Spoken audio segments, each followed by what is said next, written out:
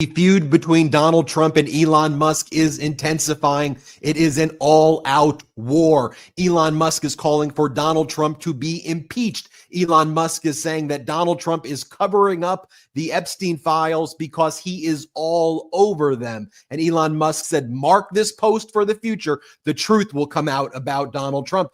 Elon Musk posted that the only way Donald Trump won the 2024 election was because of Elon Musk. Elon Musk saying that Trump's tariffs will cause a recession. He guarantees it. On the other hand, you have Donald Trump saying that Elon Musk suffers from Trump derangement syndrome. Trump saying that Elon Musk wore a Trump is always right hat. And once you wear that hat, you can no longer be mean to Donald Trump. Donald Trump says Elon Musk has gone crazy because he's no longer in the White House, and Elon wishes he was there with Donald Trump. We will keep you posted on every step of this feud, how it developed, where it's going, and will we ultimately start to learn more about this cesspool of corruption that's been taking place. On the other hand, you had Friedrich Merz, the German Chancellor, having this press conference with Donald Trump, and Donald Trump further humiliated the United States of America. Donald Trump described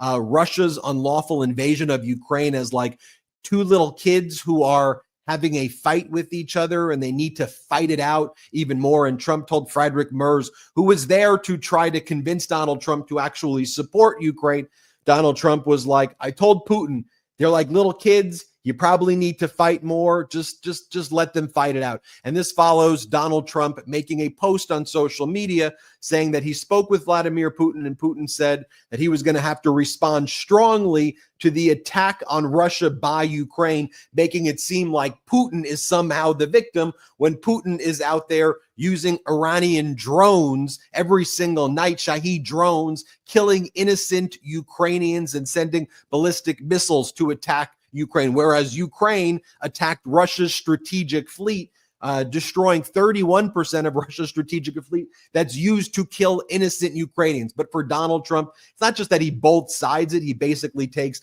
Vladimir Putin's side on these issues. Donald Trump also begged for a call with Xi Jinping of China earlier today. What happened was that the rare earth minerals were suspended by Xi Jinping from being sent from China to the United States.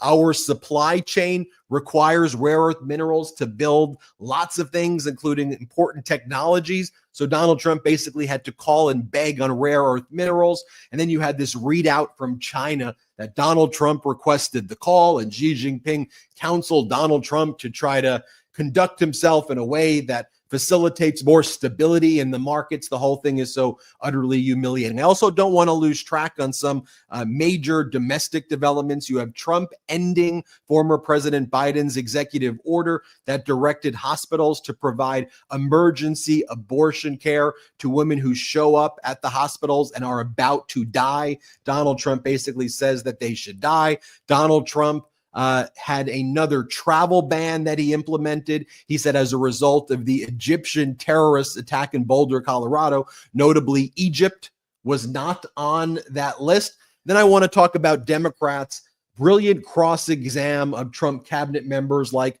Howard Lutnick and Linda McMahon and others. We'll break this all down on a fact-filled episode of the MeidasTouch Podcast, bringing in Brett and Jordy. Brothers, how are you doing? Well, that escalated quickly, folks. I'm doing well. This I think didn't catch us by surprise in that we've been predicting this implosion to happen between Donald Trump and Elon Musk since day one, or maybe since negative day 50 or whatever it was. However, the fact that it came so quickly just now with the two going at each other in the ways that they are doing it as well. Deeply personal, incredible accusations being levied on both sides here, with Elon Musk going to the Epstein card and saying Donald Trump's administration is withholding the Epstein files for one reason, and that is because Donald Trump is on the list. That is stunning to hear from Elon Musk. Absolutely stunning. And I want to remind everybody here that we had Congressman Dan Goldman on the MeidasTouch podcast just a few weeks ago. And one of the things that he came on the MeidasTouch MeidasTouch Podcast to discuss was the fact that it certainly seemed like there was a cover-up going on in Trump's Department of Justice with Pam Bondi, with Kash Patel, with Dan Bongino, and they were covering up these files for Donald Trump, or that's what Dan Goldman was alleging. He wanted answers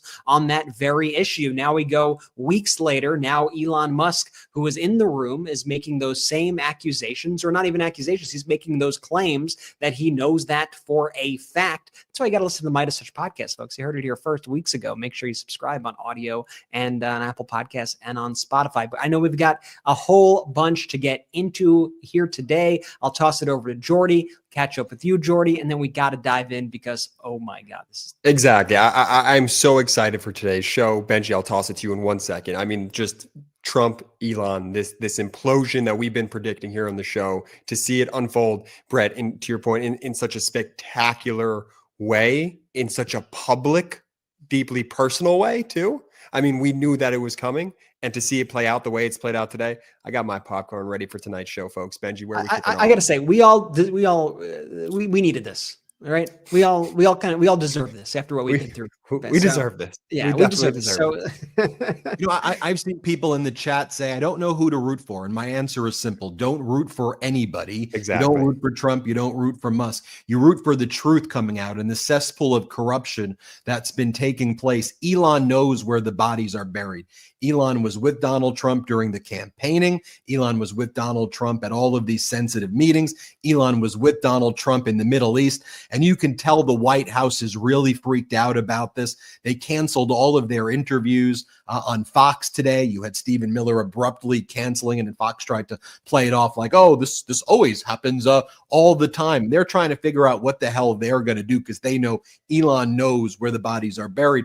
But the latest, and we'll kind of keep giving you updates throughout the night, is Donald Trump is now determining his options about launching criminal investigations into Elon Musk, thinking about deporting Elon Musk. One of the things that we learned, New York Times reported earlier, Stephen Bannon, who has been one of the most vocal critics of Musk for months, said he is advising Donald Trump to cancel all of Musk's contracts and launch several investigations into Musk. Quote, they should initiate a formal investigation of his immigration status because I am of the strong belief that he is an illegal alien and he should be deported from the country immediately, Bannon said. Bannon further said that the Trump regime should also investigate Musk's drug use, as reported by the Times, and his effort to get classified briefings on China from the Pentagon, which was also reported by the Times. Bannon said Musk's security clearance should be suspended during these investigations. And then you have Elon Musk repeating over and over again that Donald Trump is on the Epstein list. This is a Trump cover-up taking place right now before our eyes. And repeating over and over and over again. So I guess we should just go from the beginning, remind our viewers where this started. Elon Musk left the White House. His term, he was based on being a kind of a special advisor. His term expired by statute.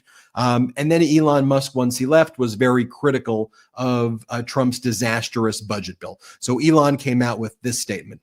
He said, I'm sorry, but I just can't stand it anymore. This massive, outrageous, pork-filled congressional spending bill is a disgusting abomination. Shame on those who voted for it. You know you did wrong. You know it. Musk then also posted it will massively increase the already gigantic budget deficit to $2.4 trillion and burden American citizens with crushingly unsustainable debt.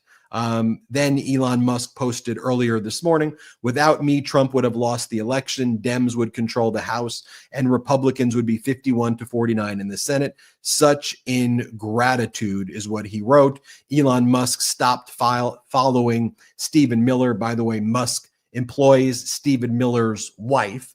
We're not sure what the status is of that right now. Elon Musk unfollowed Charlie Kirk. Donald Trump was relatively silent on Elon Musk, but then during the Oval Office press conference with Friedrich Merz, the German Chancellor, Donald Trump started talking about Elon Musk, and he goes, I think Elon misses the place. He's not the first. I think he has Trump derangement syndrome. Let's play that clip, Trump on Musk. My administration, and they love us, and then at some point, they miss it so badly, and some of them embrace it, and some of them actually become hostile. I don't know what it is. It's sort of Trump derangement syndrome, I guess they call it. But we have it with others, too. They leave, and they wake up in the morning, and the glamour's gone. The whole world is different, and they become hostile. I don't know what it is. Someday you'll write a book about it, and you'll let us know. Reminder, you have Germany's Chancellor, the leader of Germany, sitting right next to Donald Trump while he's saying these things. Then Donald Trump says that Musk wore the hat.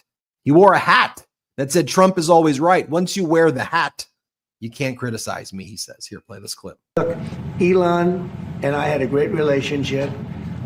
I don't know if we're well anymore. I was surprised because you were here. Everybody in this room practically was here as we had a wonderful send-off. He said wonderful things about me. You couldn't have nicer. Said the best things. He's worn the hat. Trump was right about everything. And I am right about the great, big, beautiful bill. We call it a great, big, beautiful bill because that's what it is. And again, biggest tax. Donald Trump then posts, the easiest way to save money in our budget, billions and billions of dollars, is to terminate Elon's governmental subsidies and contracts.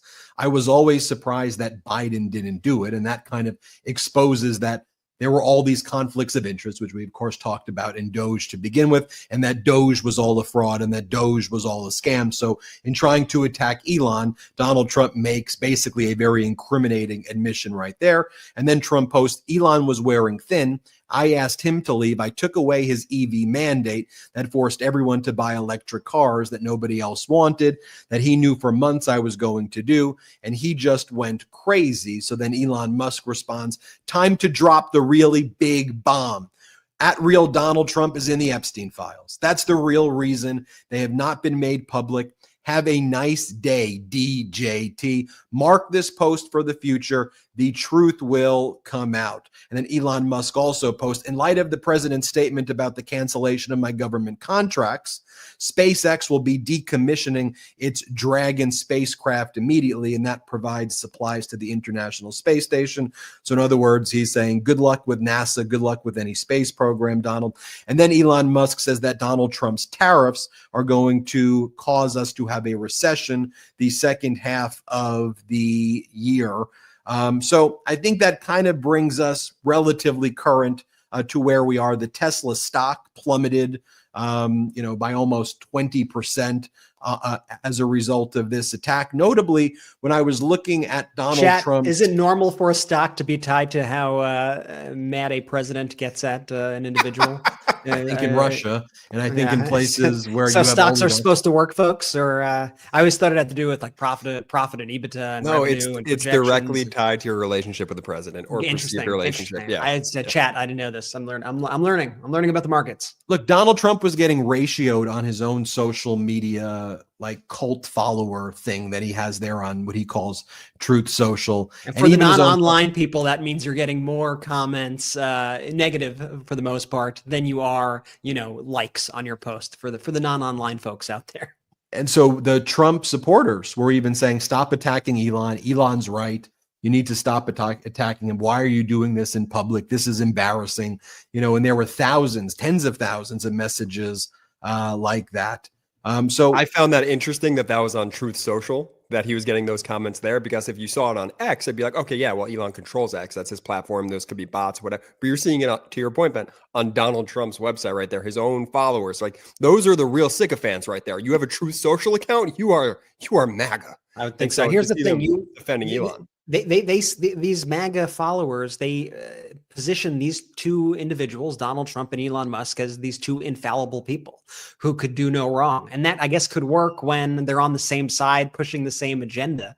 But this is why that this whole MAGA movement and authoritarianism in general requires everybody to toe the line, requires everybody to be doing the same thing and not speak out against the leader. Because the second you do, the house of cards crumbles. And the fact that all of these MAGA supporters have invested their entire worldview in these two people, and now that these two people are at odds with one another, it's almost like, they're divorced. You got to pick a side. Whose side are you going to pick? Because they're on very opposite sides right here. You can't agree with both. And so you just see whether it's Fox or whether it's Truth Social commenters, you see people just then on the right, these MAGA people panicked and unable to figure out, like, what do I do here? We need mommy and daddy to stop fighting. This isn't okay. Please stop fighting. Anything but this. It's like their whole worldview is crumbling before them as we watch.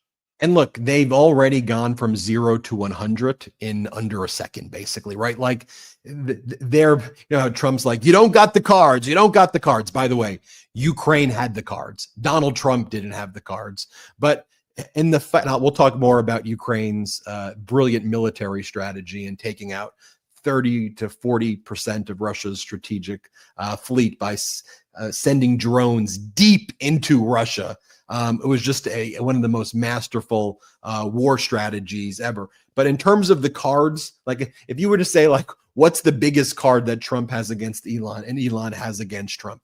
I think Elon, by the way, is still holding some of his cards. But for Trump, it's basically cancel Elon's government contracts, right? Trump went there like right away.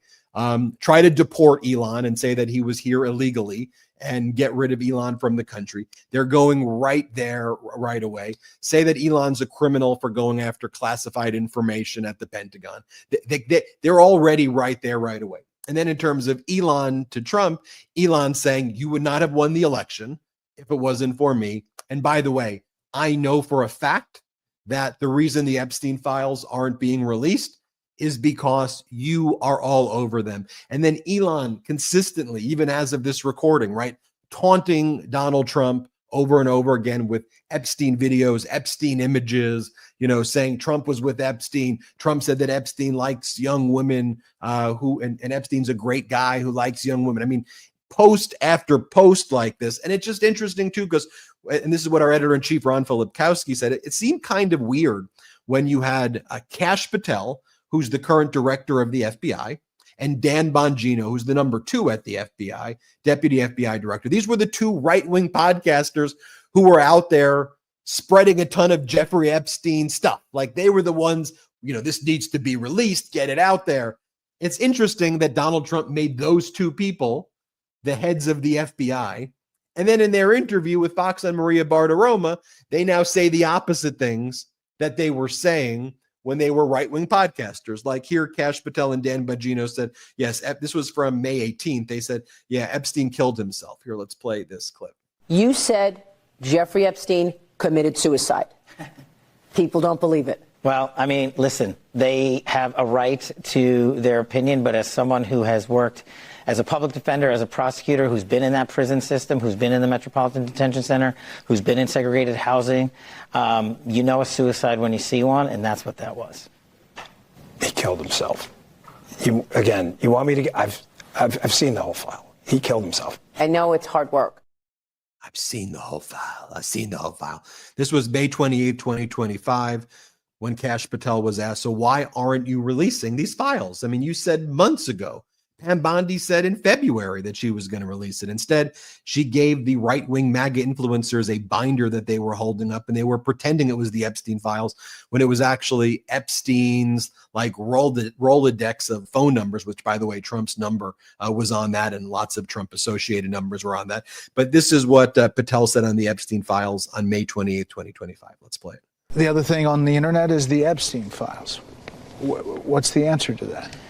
The answer to that is the same as everything else. I'm not going to withhold information from the American public ever, but I'm also not going to rush to get it out there in a format in which they can't rely on it. So on the Epstein matter or any other matters, we are diligently working on that, and it takes time to go through years of investigations, years of political maneuvering, and years of cover-up to get the American people what they deserve. And that's what I'm going to give them on everything. Yeah.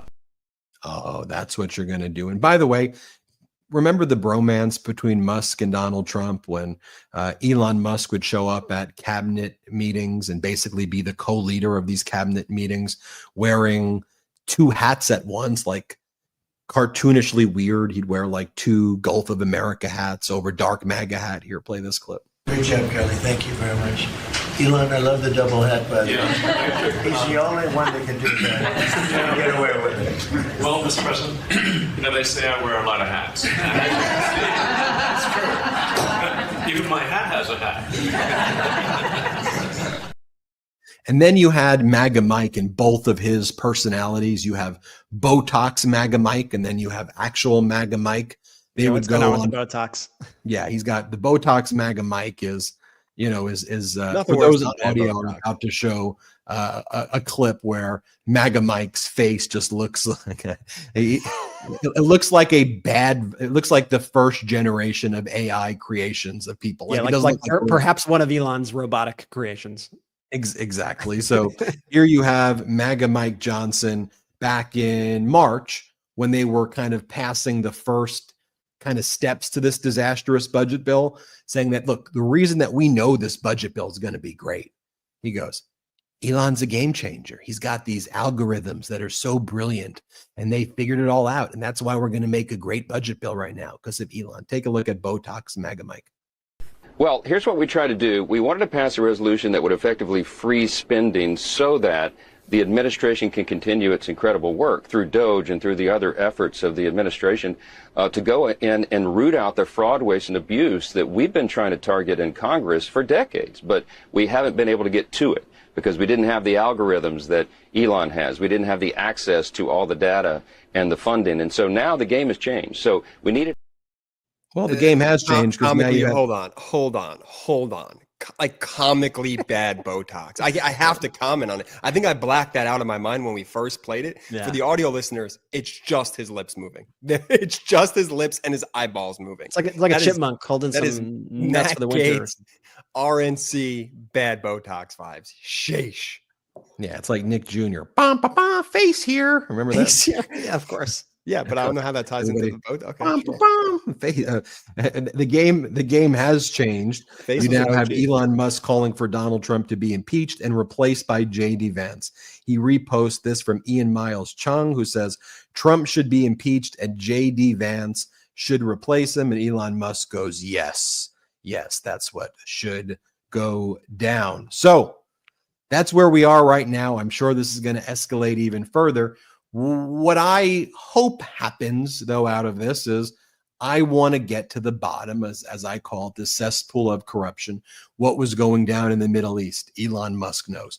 What was going down in the Oval? Elon Musk knows. What was going on with the 2024 election and, the dirty dealings that Musk was involved in and paying off people and Elon Musk's overall involvement. Did it violate campaign finance laws?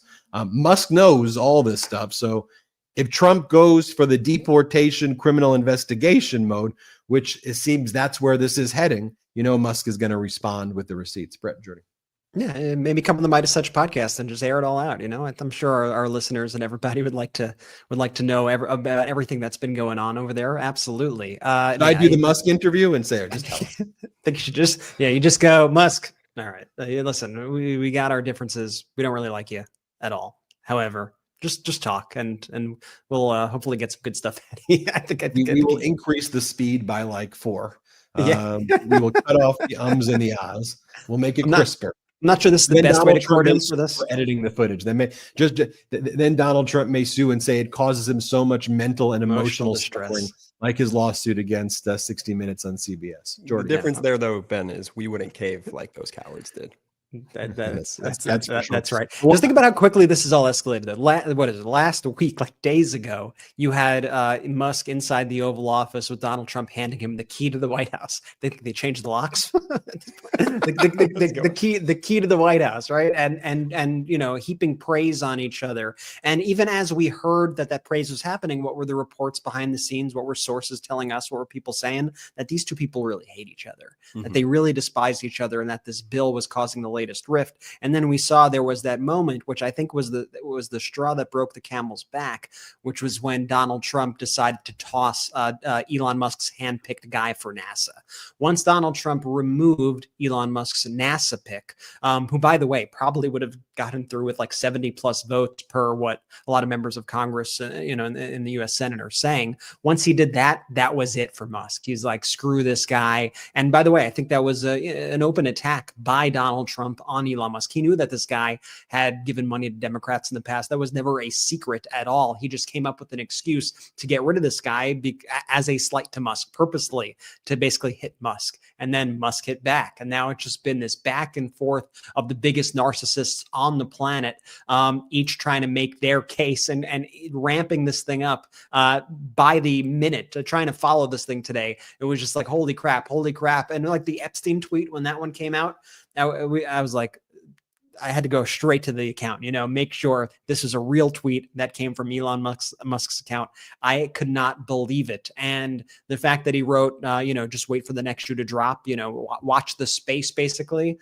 I mean, it's truly stunning stuff coming from the guy who has so buddied up with Donald Trump over these past few months. Absolutely. And look, there's no coming back from this. Like, you're going to drop the Epstein tweet. Like, that's it. Donald Trump's never going to let him back in his good graces. And so now this MAGA community, who has been both glazing Elon Musk and glazing Donald Trump nonstop, they're going to have to decide now, who do I want to continue? Am I team Elon? Am I team Trump?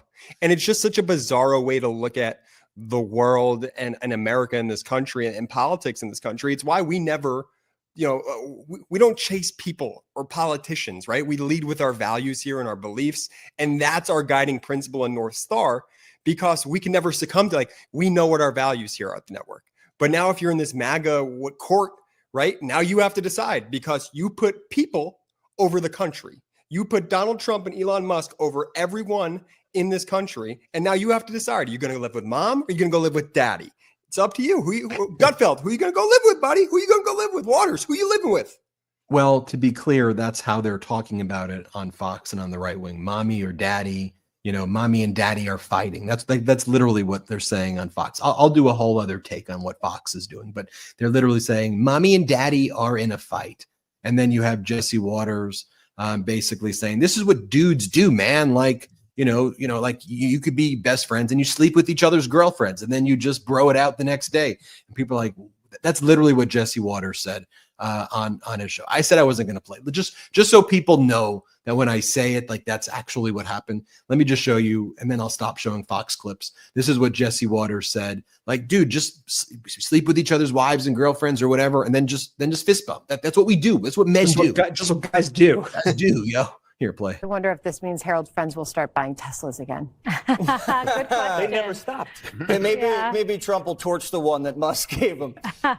Sometimes when you're angry, you say things you don't mean. Greg knocked my hair last week, and I said he's on the Epstein list. Yeah, you did. No, I didn't mean that. I made it up. How did you know, though? How did Musk know? No one knows what the list is. He didn't know. But sometimes guys fight. Guys sometimes will punch you in the face, and the next night you're having a beer. Sleep with your girlfriend, and you patch things up. Really?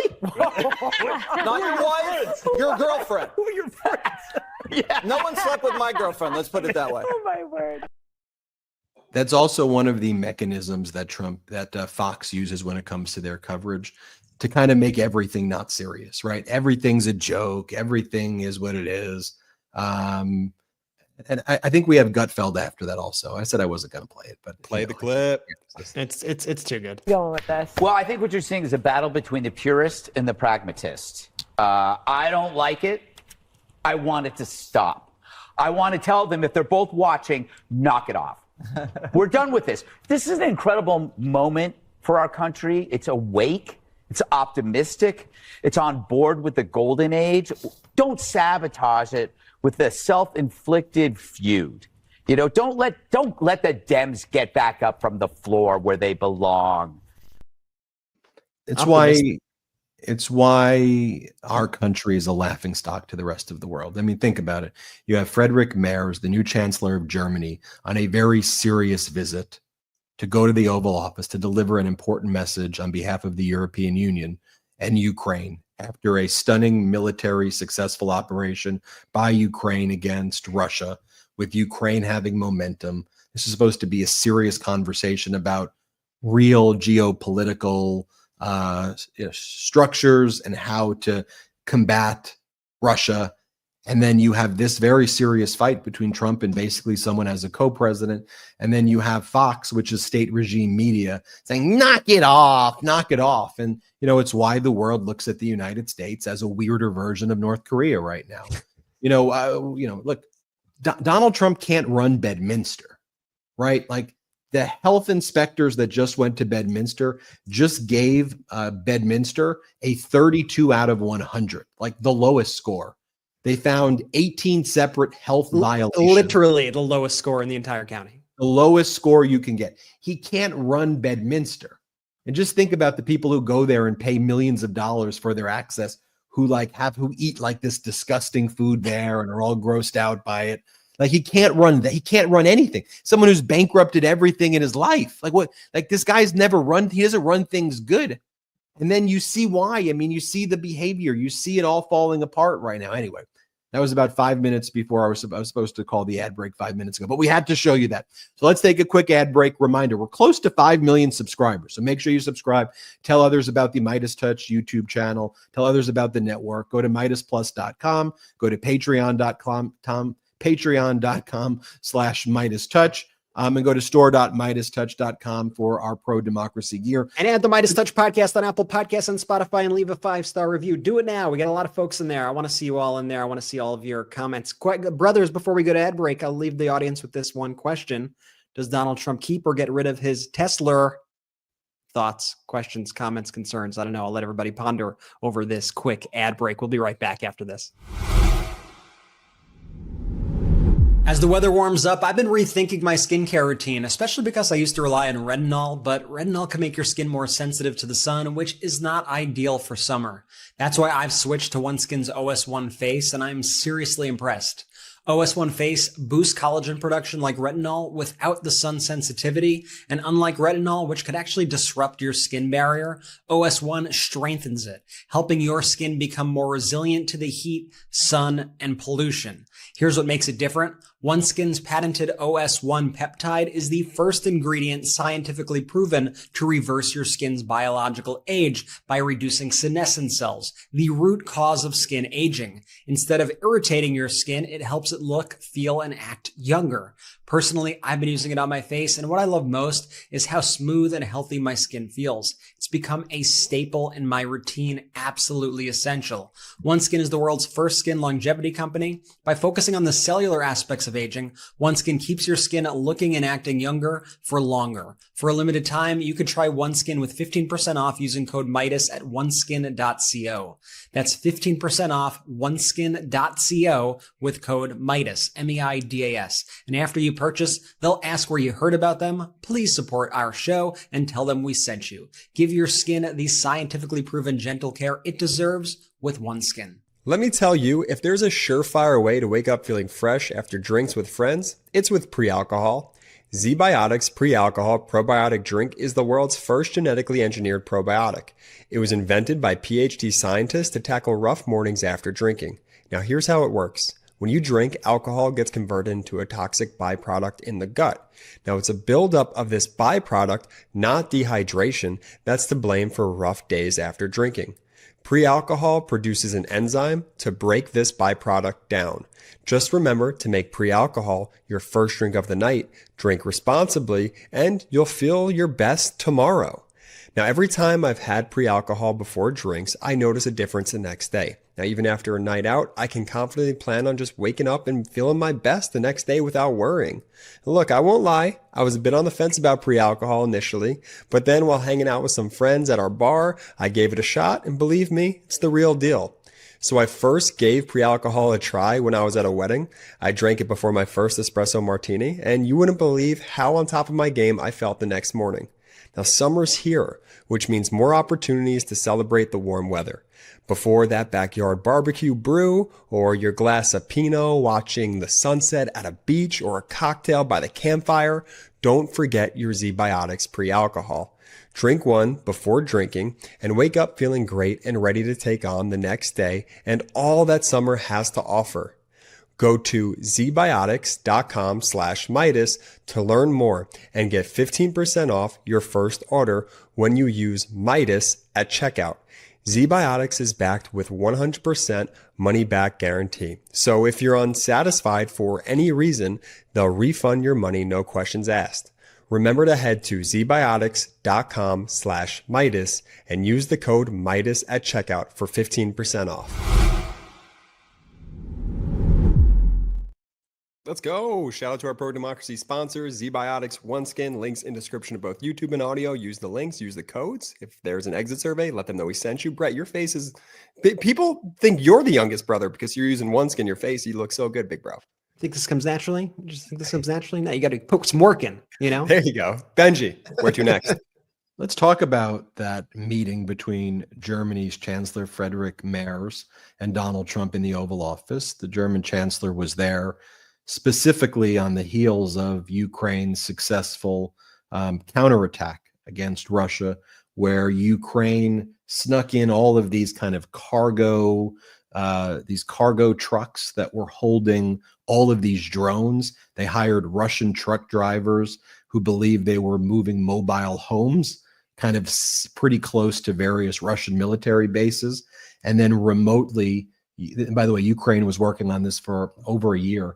Remotely, all of a sudden the hatches open on the cargo and then the drones get released, and then the drones eliminated like a huge amount of Russia's air force. I mean, just wiped them out. 31%, 35% of the strategic fleet. I think it was actually 41 planes, including those with nuclear capabilities. And so there's momentum. Zelensky had the card. So that's what the purpose of this was. Germany just got a new chancellor in the recent elections, who formed a government. So he's there. So with that as background, let's talk about what Trump said to him. Trump had a call with Putin yesterday. Then Trump posted about his call with Putin, and he described it as a good call. He said it was a very good call with Putin.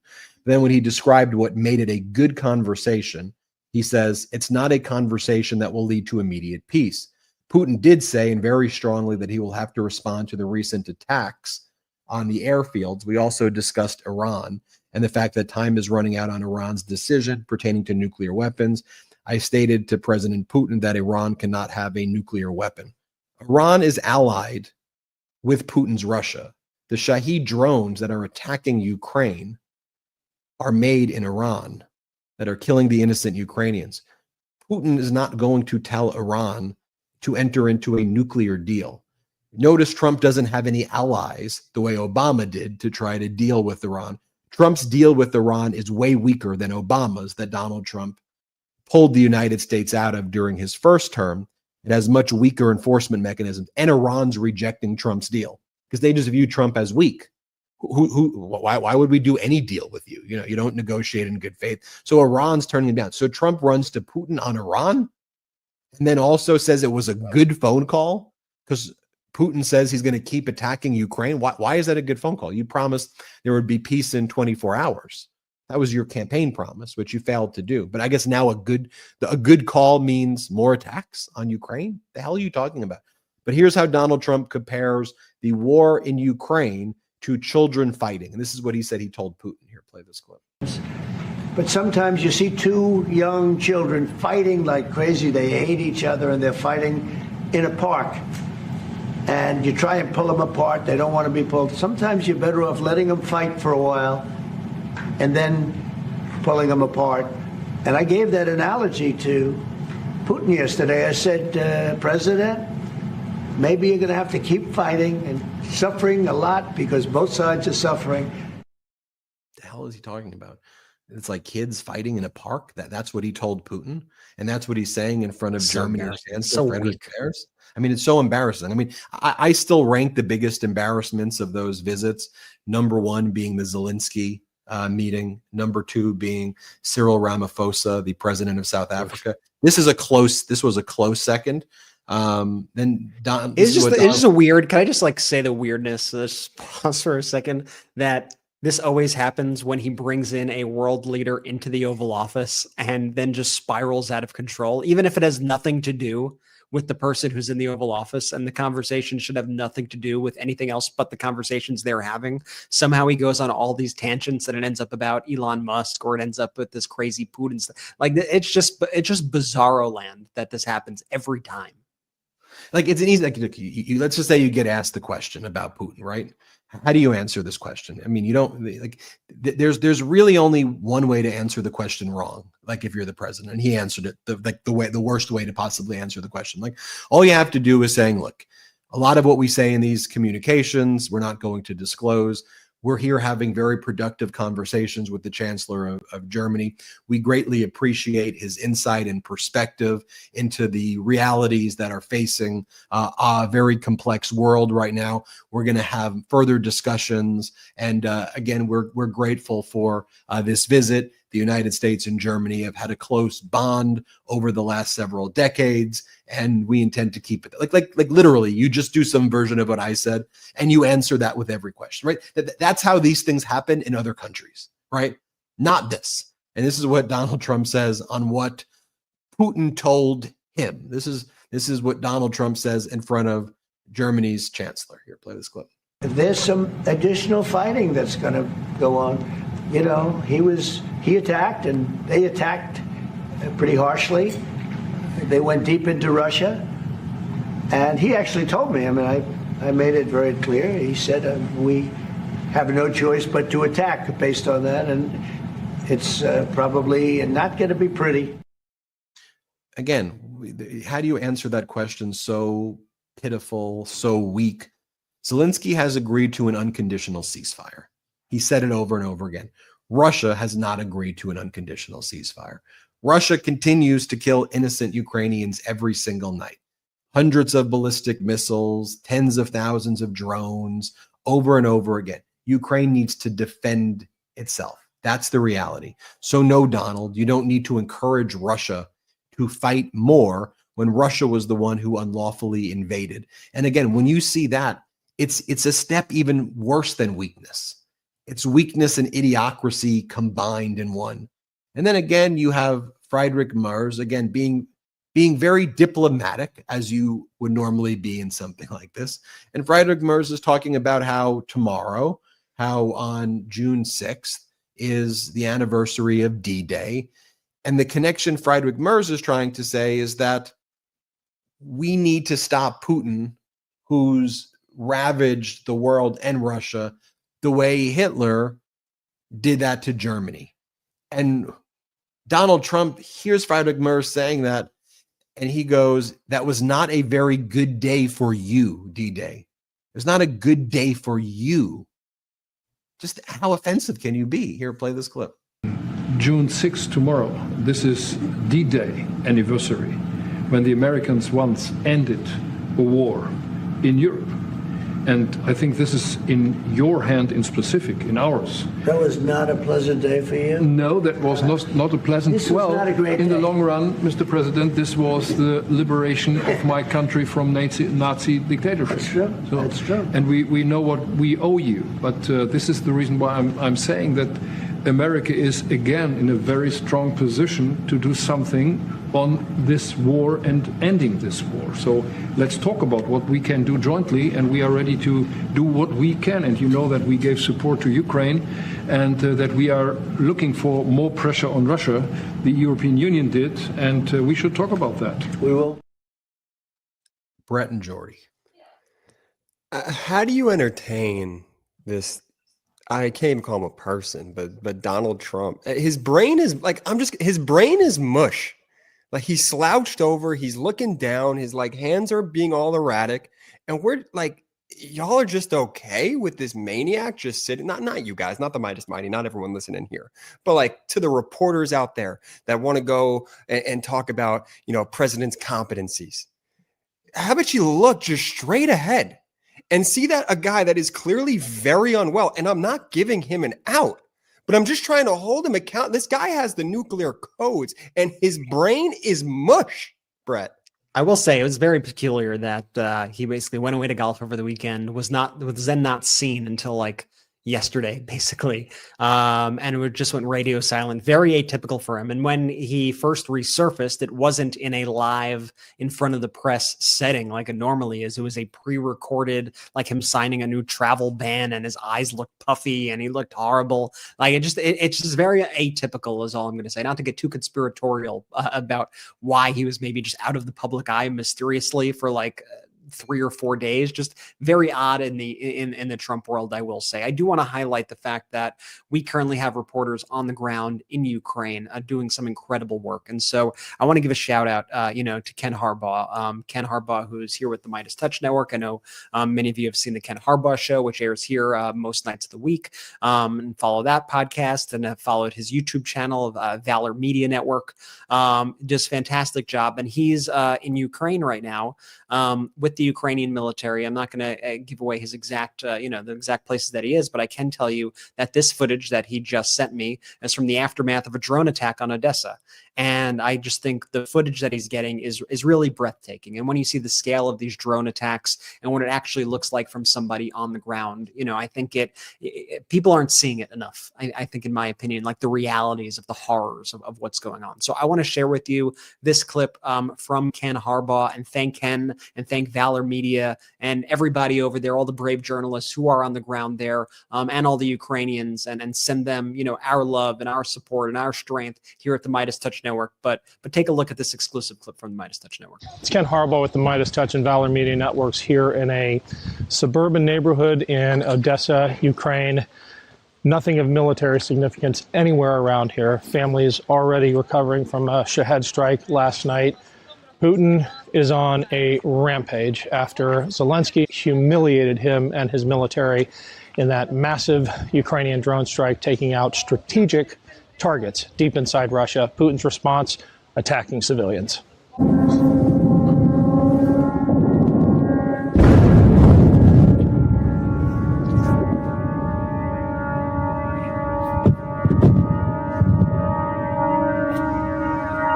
Okay, time to go inside.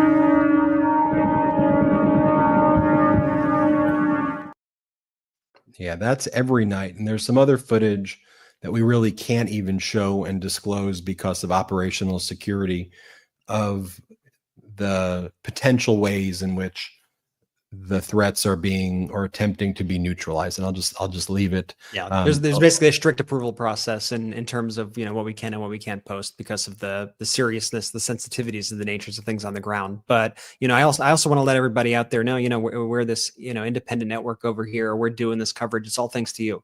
And so shout out to Ken, Valor Media, and to all of you who support us and make coverage like that possible, and bring those images to us here in the United States so that people could see what's really going on. And I think it's a reality check, right? Because we're watching this clown show, we're watching Musk and Trump bicker, we're watching Trump speak about his deranged conversation he had with Putin, and it's all just so embarrassing. And sometimes you just need to step back, watch stuff like that, and just remind yourself there are lives on the line here. And that's why, we're fighting so hard for these values every single day, because we cannot let this go on. And we got to speak out. And that's what we promise to do here. We come back, I want to talk about what's been going on in Congress. I mean, some incredible cross-examinations by Democrats of these Trump cabinet members and other Republican witnesses, really exposing the dangerous idiocracy that exists. And then I want to just talk about a few other developments with whether it's Trump seeking to remove the Columbia's being an accredited school after Columbia really kind of kissed the ring. Trump's taking away their becoming an accredited university. You have Donald Trump's actions removing or reversing former President Biden's executive order requiring hospitals to provide emergency health care in the form of abortion care when women show up at emergency rooms dying. Trump's latest travel ban based on the Egyptian national who engaged in the terrorist attack in Boulder, Colorado, but Egypt isn't on the list because Trump says he likes Egypt, so he's not going to put Egypt on that list, and much more. So let's take our last quick break of the show. Reminder: subscribe now. We're very close to 5 million subscribers. We could hit 5 million this month for sure. So help us do that. Share this podcast and this YouTube channel with people you know. Subscribe on audio, Apple, Spotify, wherever you get your audio podcasts. Go check out patreon.com/MeidasTouch. Check out store.MeidasTouch.com and MeidasPlus.com. Let's take our last quick break of the show. It's 2025. Why aren't my blinds smart and automatic like the rest of my home?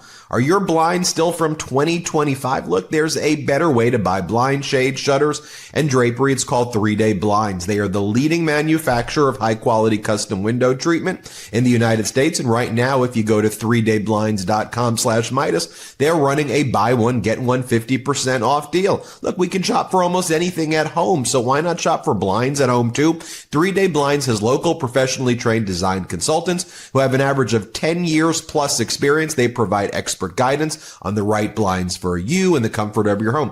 Just set up an appointment and you'll get a free, no obligation quote the same day. It's what I did, and then I put their blinds all over my home, except for right there because my neighbor's a MeidasTouch fan and she likes to see her green fence when I do these hot takes. Look, if you're not very handy like I am, just go trust them. They come into your house, they figure it out for you, and you're not going to regret it. I am so happy I have 3-Day Blinds. Look, it's 2024. I have so many smart gadgets and gizmos in my house. Why not do that for your blinds as well? That's what I did. I'm very happy. So right now, get quality window treatments that fit your budget with 3-Day Blinds. Head to 3dayblinds.com/Meidas for their buy one, get 50% off deal on custom blinds, shade, shutters, and drapery. For a free, no charge, no obligation consultation, just head to 3dayblinds.com/Meidas. One last time, that's buy one, get 50% off when you head to the number 3 blinds.com/Meidas, and spell Meidas right, Meidas. Thank you. What does the future hold for business? You ask 9 experts, you get 10 different answers. Bull market, bear market. Will rates rise? Will rates fall? Can someone please invent a crystal ball? Until then, over 40,000 businesses have future-proofed their business with NetSuite by Oracle, the #1 cloud ERP, bringing accounting, financial management, inventory, HR into one fluid platform. With one unified business management suite, there's one source of truth giving you the visibility and control you need to make quick decisions, like we need to do at the MeidasTouch Network. With real-time insights and forecasting, you're peering into the future with actionable data. And you know I love data. When you're closing the books in days, not weeks, you're spending less time looking backwards and more time on what's next. That's why I use this, and you should too. So, whether your company is earning millions or even hundreds of millions, NetSuite helps you respond to the immediate challenges and seize your biggest opportunities. Speaking of opportunity, download the CFO's Guide to AI and Machine Learning at netsuite.com/Meidas. The guide is free to you at netsuite.com/Meidas. That's netsuite.com/Meidas.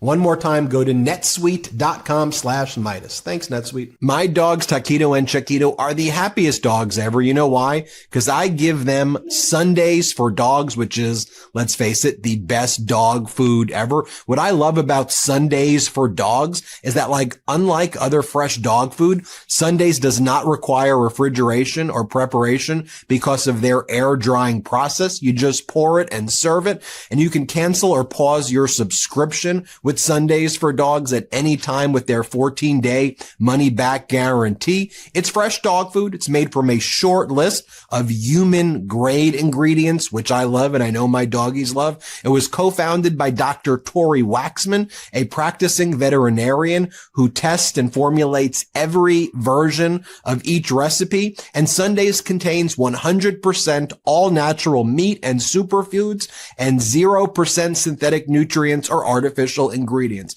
So here's the deal we negotiated for your puppies, because I want them to be as happy as mine. Get 40% off your first order of Sundays. Go to sundaysfordogs.com/Meidas or use code Meidas at checkout. Go to sundaysfordogs.com/Meidas or use code Meidas at checkout. My doggies, Taquito and Chiquito, tell me that your doggies will love Sundays also.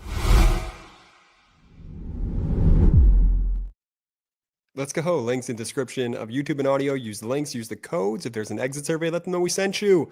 Benji, where to next?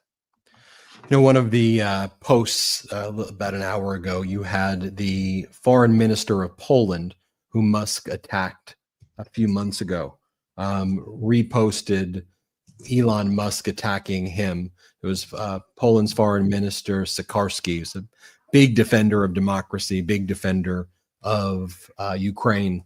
And Elon Musk said, "Be quiet, small man. You pay." This was Elon Musk wrote this March 9th of 2025. "Be quiet, small man. You pay a tiny fraction of the cost, and there is no substitute for Starlink." And then Sikorsky writes, "See, big man, politics is harder than you thought." It's a good post right there. By the way, we should mention this as well, but before moving on to other topics. So one of the people that the Trump regime just picked to lead the Department of Homeland Security, if it wasn't embarrassing enough that you had Dan Bongino, the right-wing podcaster, and Kash Patel, a right-wing podcaster, running the FBI, they picked this guy, Thomas Fugate, as the Department of Homeland, one of the top positions at Department of Homeland Security, tasked with overseeing the government's main hub for combating violent extremism. Hat tip to ProPublica for breaking the story. 22-year-old intern, basically. The intern was just put in charge of running basically one of the key departments within the Department of Homeland Security. You can't make this stuff up. Right, let's talk about some of these congressional hearings. I think Democrats were doing a really good job exposing how just disastrous and cartoonishly evil and dumb these Trump cabinet members are. I want to show you first Democratic Congresswoman Dean, her questioning to Howard Lutnick, asking, I know you are very upset about this concept that America has a deficit with a lot of countries. Do you remember, though, when America actually had a surplus as against the rest of the world? Do you remember what that time was? Here, play this clip. For me, I have a pretty large trade deficit with my local grocer or my hairdresser. It's a good thing. It means I have money enough to get my hair done once in a while and to keep food on the table. It tells nothing about my overall financial position. Do you know when this country actually had a trade surplus, Secretary?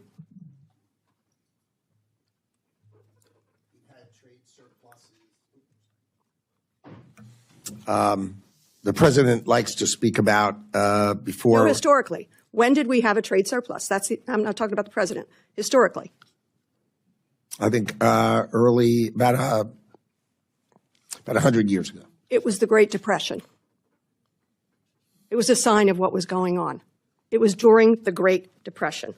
That's a direction none of us wants to go. Tariffs. It's 90 days. We're going to have 90 deals in 90 days. Then there's a 90-day pause. Many of these tariffs, as they say, punishing. Tariffs on things that make no sense whatsoever. Where are we going to go with the remaining deals? I know of one deal that has been apparently resolved with the United Kingdom. We got 89 more deals to do in just a few more days. Where are we on those deals? We are in the midst of negotiations with dozens and dozens of countries. We could sign deals, but they're only going to get better. The guy's such a huckster. Oh, my gosh. Yes. Then she asks him about bananas. Do you know what the tariffs on bananas are? And he goes, we could build bananas here. She's like, you can't build bananas. What are you talking about? Here, play this clip. What's the tariff on bananas? Americans, by the way, love bananas. We buy billions of them a year. I love bananas. What's the tariff on bananas? The tariff on bananas would be representative of the countries that produce them. And what's that tariff? Generally 10%. Correct, 10%. Walmart has already increased the cost of bananas by 8%. But as countries do deals with us, that will go to zero. As countries do deals with us, that will go to zero. But the cost is on the American consumer now and on the businesses with the confusion now. Mr. Secretary, I believe you know better. I believe you recognize that a trade deficit is not something to fear. I believe you know that predictability, stability is essential for businesses. I wish you would show that truth to this administration. And I yield back. Time of the gentlelady is expired. Do you mind, Mr. Chairman, if I make one quick comment to the end? Would that be okay? I'm sorry? Would you mind if I make one quick comment to the representative?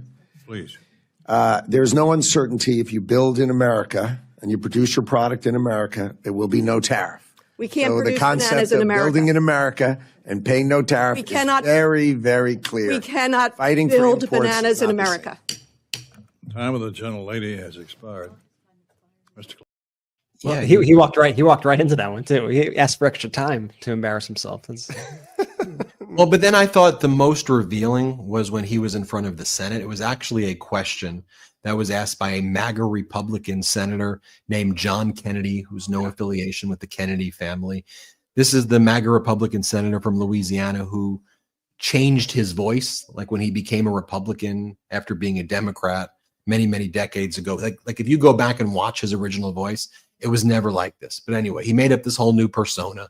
We see that a lot with MAGA Republicans. But this guy also is someone who believes that Trump has the power to tariff the world. Kennedy does.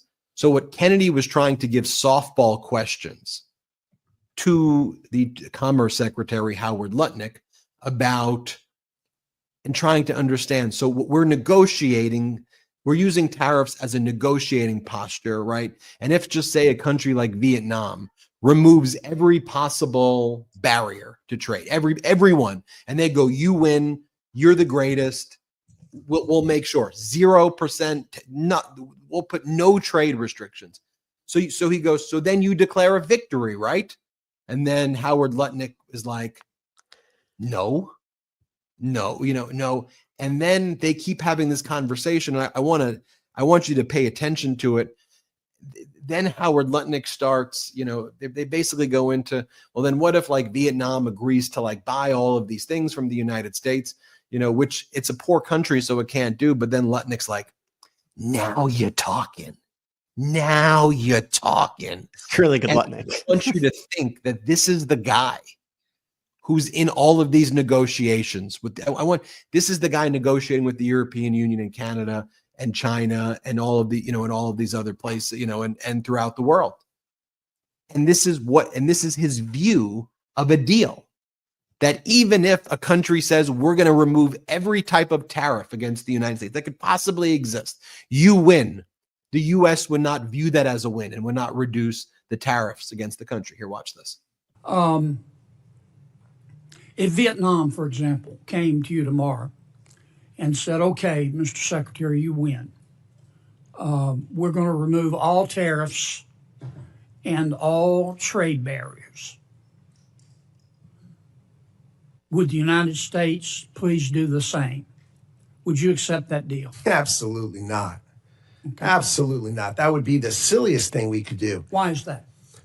Vietnam has a $125 billion exports to us and imports from us $12.5 million. And you're thinking, Vietnam exports $125 billion? I'm aware of the figures, but tell me. But where do they get it from? They buy $90 billion from China, then they mark it up and send it to us. So you're just a pathway of China to us. You wouldn't accept that deal? No, it's a terrible deal. We're the one with money. We're the one with the store. Of course they want us to take down. What's the purpose of reciprocity then? Is reciprocity not one of your goals? Are you telling the president that we shouldn't seek reciprocity? If that's what you're telling him, why are you trying to do these trade deals?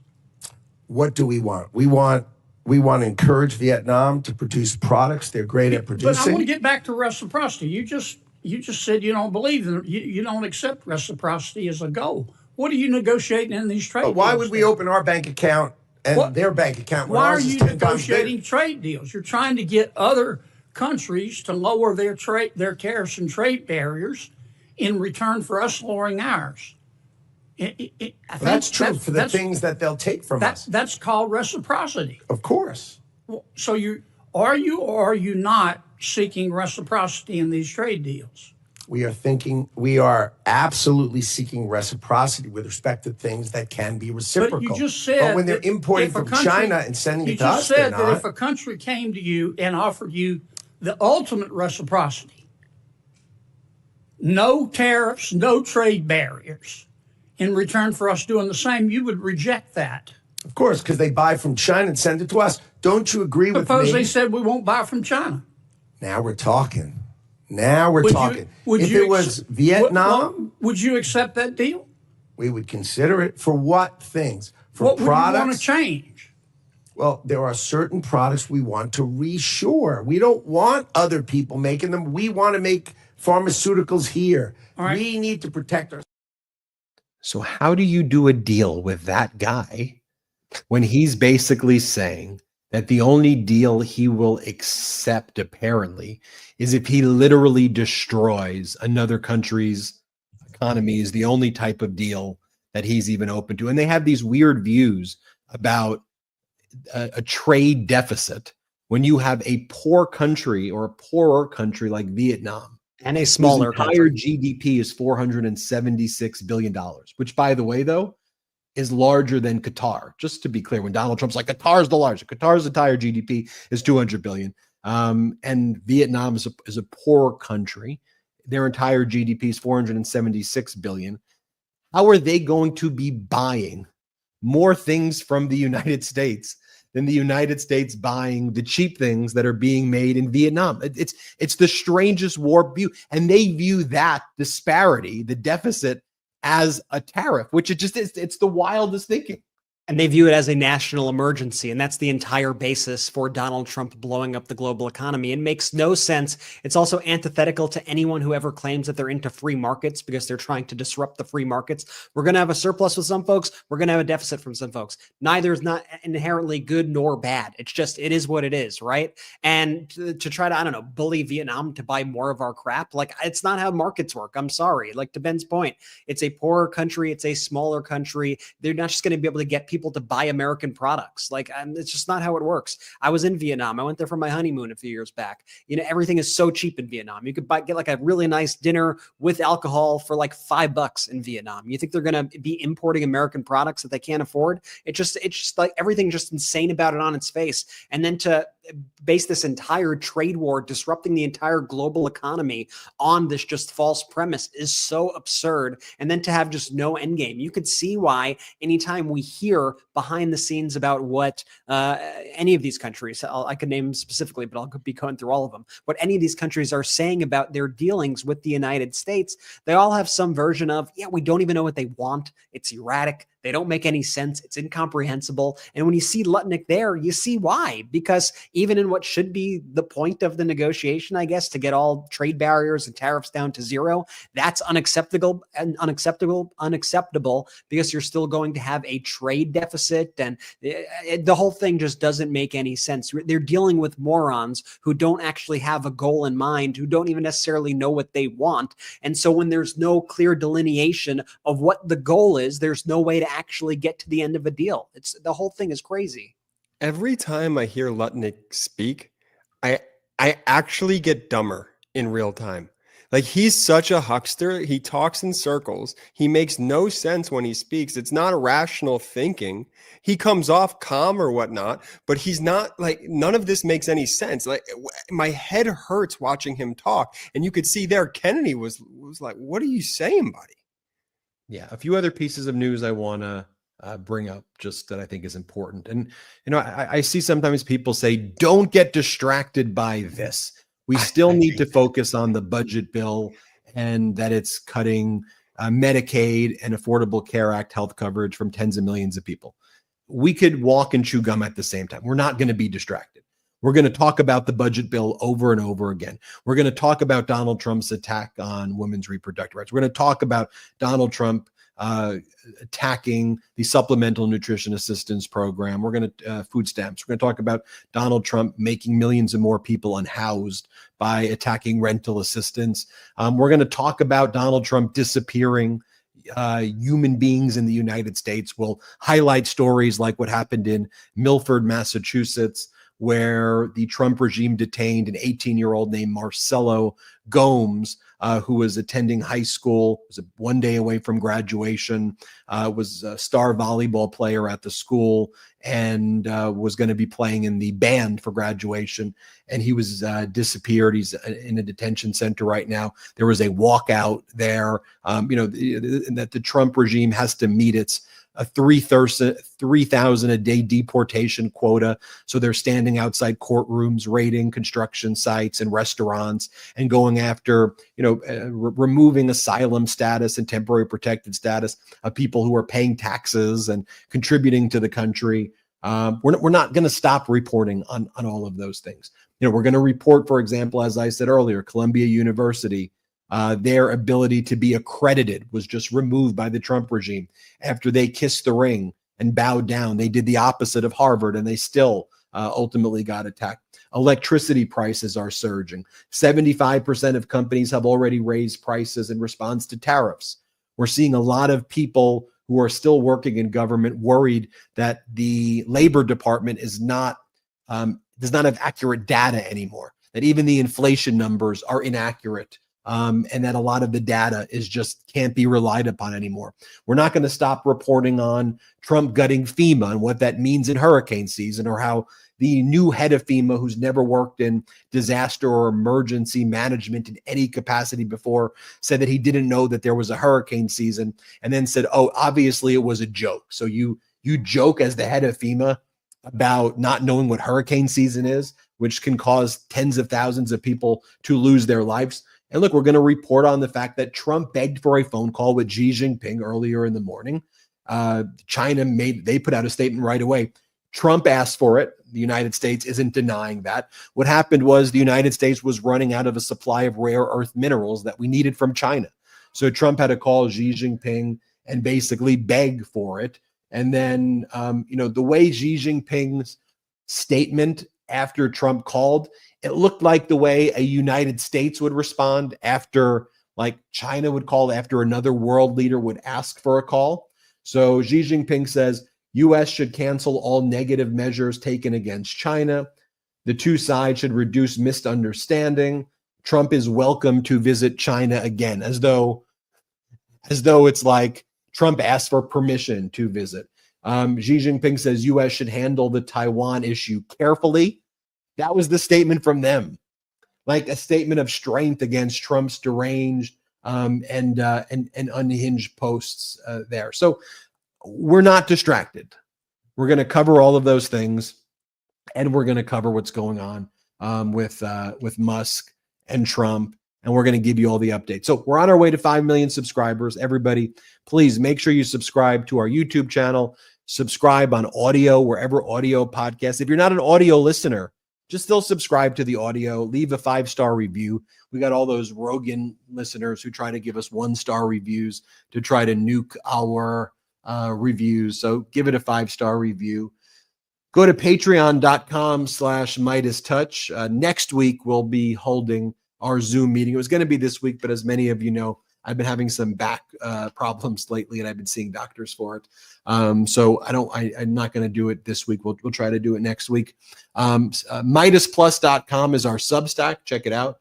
MeidasPlus.com and store.MeidasTouch.com. Go there for our pro-democracy gear. Thank you, everybody. It was a busy day. Brett, anything else you want to say before we go? That's it. I'll pass it over to Jordy. Shout out to the Meidas Mighty!